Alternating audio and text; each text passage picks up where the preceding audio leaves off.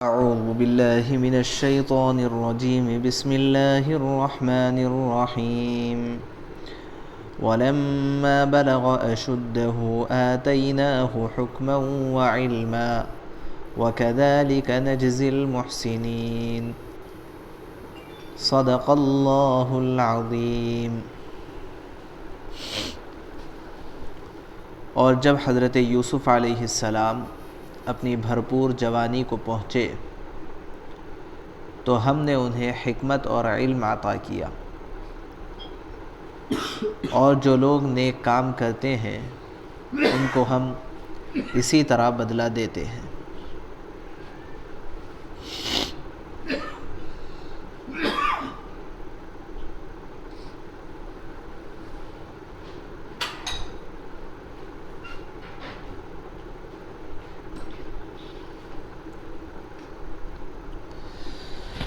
گزشتہ اس آیت کے سلسلے میں کچھ تفصیل تو گزر گئی ہے۔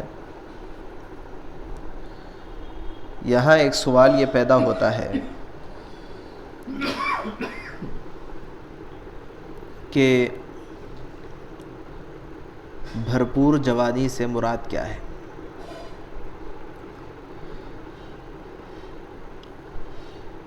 ایک تو یہ رجحان اس سلسلے میں ہو سکتا کہ حضرات انبیاء علیہم السلام کو نبوت ملی ہے 40 سال کی عمر میں، تو چونکہ آگے کہا جا رہا ہے آتیناہ حکما وعلما، اگر اس سے آتیناہ حکما وعلما سے مراد نبوت لی جائے تو بلغ اشدہ سے مراد 40 سال کی عمر ہوگی، کیونکہ نبوت انبیاء علیہم السلام کو 40 سال کی عمر میں ملی ہے، اور یہی وہ زمانہ ہے کہ جس زمانے میں آدمی کی عقل مکمل ہوتی ہے، ہوش و حواس مکمل ہوتے ہیں، اور اگر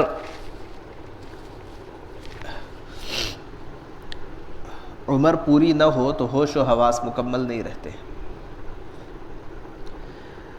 تو آتیناہ حکما وعلما سے مراد اگر نبوت لی جائے تو بلغ اشدہ سے مراد 40 سال کی عمر ہوگی، لیکن کوئی ضروری نہیں ہے کہ حکماً اور علماً سے مراد نبوت ہی ہو، یہ کوئی ضروری نہیں ہے۔ چونکہ انبیاء علیہم السلام کو اللہ تبارک و تعالیٰ کی جانب سے ایسی رہبری ملتی ہے کہ جس کے نتیجے میں نبوت کے حاصل ہونے سے پہلے ہی یہ لوگوں کے اندر مقبول ہو جاتے ہیں، اور یہی وجہ ہوتی ہے کہ جب انہیں نبوت ملتی ہے اور یہ اللہ کی جانب سے کوئی پیغام لوگوں کو دیتے ہیں تو ان کے بلند ترین اخلاق کی وجہ سے اور لوگوں کے درمیان ان کی مقبولیت کی وجہ سے آسانی کے ساتھ کچھ لوگ ان کے گروہ میں داخل ہو جاتے ہیں۔ جہاں تک مخالفت والی بات ہے، وہ تو مخالفت ہر وقت ہوتی ہے، ہر جگہ ہوتی ہے، لیکن کچھ حلقہ انبیاء علیہم السلام کا عام طور پہ بن جاتا ہے۔ بعض انبیاء ایسے ہیں ان کی بات کوئی ایک بھی ماننے والے نہیں تھے، وہ تو شاذ و نادر ہے، لیکن اکثر و بیشتر انبیاء علیہم السلام کا ایک حلقہ بن جاتا تھا۔ جس زمانے میں حضرت یوسف علیہ السلام تھے، اور اس وقت کا جو سب سے بڑا مسئلہ تھا، لوگ جس مسئلے کی وجہ سے سب سے زیادہ پریشان تھے، وہ اس وقت کے اکنامیکل کرائسس تھے جس کی وجہ سے لوگ پریشان تھے۔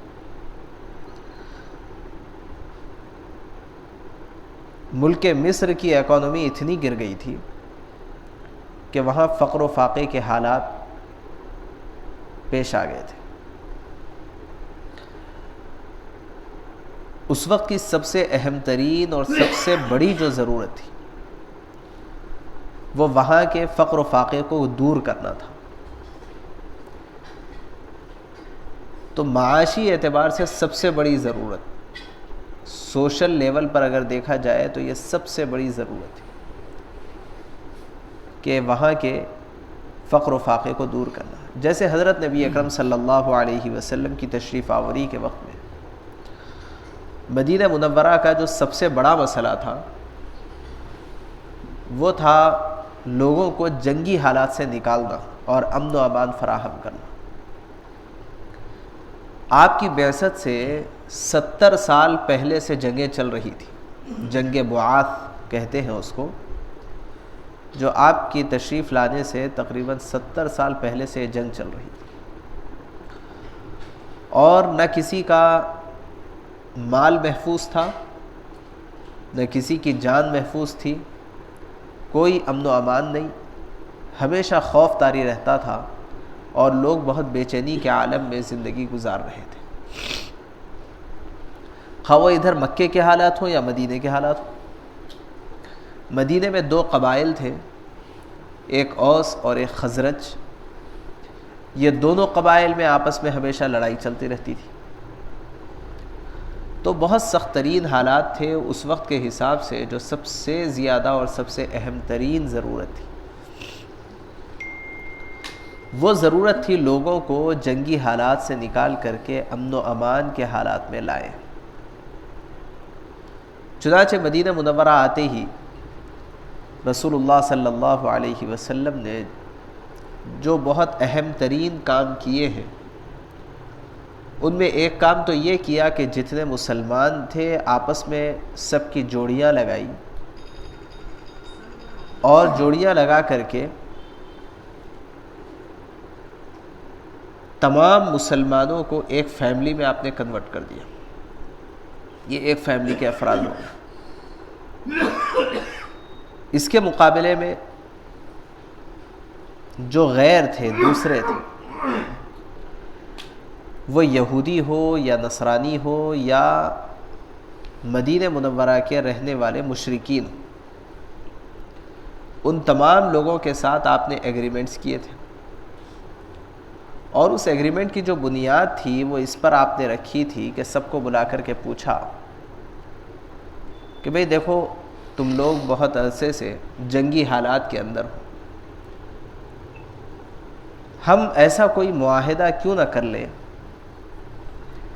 کہ جس کے نتیجے میں ہم امن و امان کے حالات میں آ جائیں.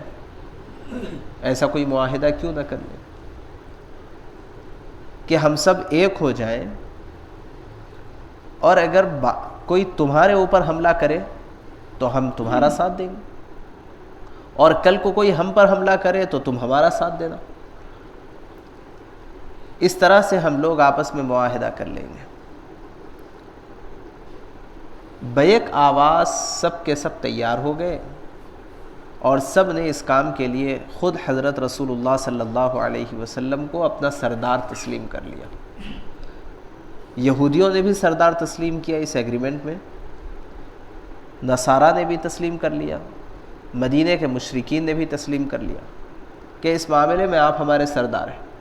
مذہبی معاملے میں نہیں، بلکہ یہ سیاسی معاملے میں آپ ہمارے سردار ہیں، یہ ڈیفنس کے معاملے میں آپ ہمارے سردار ہیں. سب نے تسلیم کر لیا. تو اس کے بعد آپ صلی اللہ علیہ وسلم نے مدینہ منورہ کو محفوظ کر دیا. اب آپ سوچ رہے ہوں گے کہ پھر اتنی جو جنگیں ہوئی ہیں یہ تو اسلام کے آنے کے بعد ہوئی. بات ایسی نہیں ہے. مدینہ میں ایک جنگ بھی نہیں، مدینہ مکمل طور پہ محفوظ رہا ہے. مدینہ پر حملہ کرنے کے لیے اور مدینہ کے اس امن و امان کو ختم کرنے کے لیے آپ آئے تو مدینہ میں امن و امان آ گیا تھا. اب اس مدینہ کے امن و امان کو ختم کرنے کے لیے جو کچھ باہر سے کوششیں ہو رہی تھی تو صحابہ کے لشکر مدینہ کے باہر جا کر کے ان کا مقابلہ کر کے اس کو وہیں پر دبا کے آتے تھے.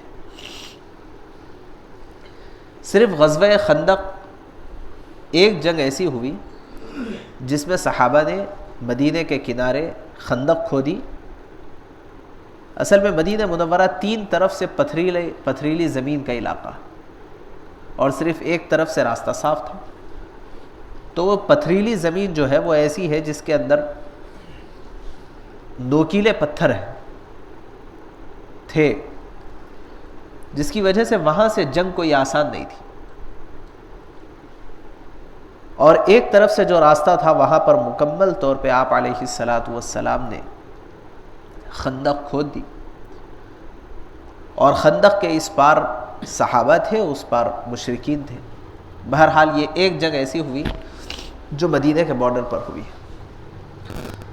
ورنہ اسی امن و امان کو ختم کرنے کے لیے ہر طرف سے کوششیں تھیں، اور جتنی جنگیں ہوئی ہے وہ ان کوششوں کو دبانے کے لیے اور اس امن و امان کو باقی رکھنے کے لیے. اور اسی کا نتیجہ تھا کہ مدینہ ملٹیپل اینگل سے ترقی کرتا رہا، اور اس قدر ترقی کرا کہ 10 سال کے عرصے میں مدینہ کے اندر ہر قسم کا آدمی تیار ہو گیا. وزراء تیار ہو گئے، مختلف سولجرز تیار ہو گئے، بہت بڑے بڑے جرنیل تیار ہو گئے، اور بڑے بڑے تاجر تیار ہو گئے، بڑی بڑی زراعت کرنے والے پیشہ ور لوگ تیار ہو گئے، بڑے بڑے تعلیم یافتہ لوگ تیار ہو گئے. ٹیکنالوجی مدینے میں آ گئی ہر طرح کی جتنی اس وقت تھی. اس وقت کی ضرورت کے حساب سے اللہ تبارک و تعالیٰ نے رسول اللہ صلی اللہ علیہ وسلم کی رہنمائی کی. اور لوگ کسی نبی کو مانتے ہیں تو صرف اس بنیاد پہ نہیں کہ وہ معجزات دکھائے. لوگ یہ ساری چیزیں دیکھتے ہیں اور ان تمام چیزوں کو دیکھ کر کے یقین بھی کرتے ہیں، اطمینان بھی کرتے ہیں. انہی بنیادوں پر حضرت یوسف علیہ السلام کو بھی اللہ تبارک و تعالیٰ نے اس وقت کے حساب سے جو کمال درجے کا علم ہو سکتا تھا وہ علم اللہ نے عطا کیا تھا. تو اس میں حکومت کیسے کی جائے یہ بھی بات داخل ہے، گھر کا رہن سہن کیسے ہو وہ بھی داخل ہے، اور یہ جو گری ہوئی اکانومی ہے اس کو کیسے اٹھایا جائے یہ بھی داخل ہے. اس کے ساتھ ساتھ یہ تو آ گیا حکم کے اندر، حکمت کے اندر جیسے بات گزری ہے. اسی کے ساتھ ساتھ مرنے کے بعد کیا ہونے والا ہے، اللہ کے احکام بندوں سے کیا متعلق ہے، اور اللہ کی معرفت کے لیے ہمیں کیا کرنا ہے، یہ سارے کے سارے علوم بھی اس میں داخل ہیں. اسی کو کہا گیا ہے آتیناہ حکما و علما، ہم نے انہیں حکمت بھی عطا کی اور ہم نے انہیں علم بھی عطا کیا. بس ہمارے لیے یہاں پر جو سبق ہے وہ یہ ہے کہ جب ایسی عمر ہو جب کہ ہم جوانی کی دہلیز پر قدم رکھیں تو ایسے وقت میں ضرورت کے تقاضوں کو بھانپ کر کے اس ضرورت کے حساب سے عصری علوم کو حاصل کرنا اور ہماری اپنی ضرورت کے حساب سے دینی علوم کو حاصل کرنا یہ ہماری ذمہ داری ہے. اسی کو سمجھانے کے لیے اللہ نے یہاں پر اس پوائنٹ کو ہائی لائٹ کیا ہے. آگے فرماتے ہیں وَكَذَلِكَ نَجْزِي الْمُحْسِنِينَ، جو نیک کام کرنے والے لوگ ہوتے ہیں ہم ان کو اسی طرح بدلہ دیتے ہیں. اس وجہ سے ہمیشہ اپنے آپ کو محسنین کی فہرست میں رکھنا چاہیے تاکہ اللہ کی طرف سے مناسب اور بہترین انعامات ہمیں ملتے رہیں. بس آج اتنا ہی بس ہے. سبحان اللہ و بحمدہ، سبحانک اللہم و بحمدک، اشہد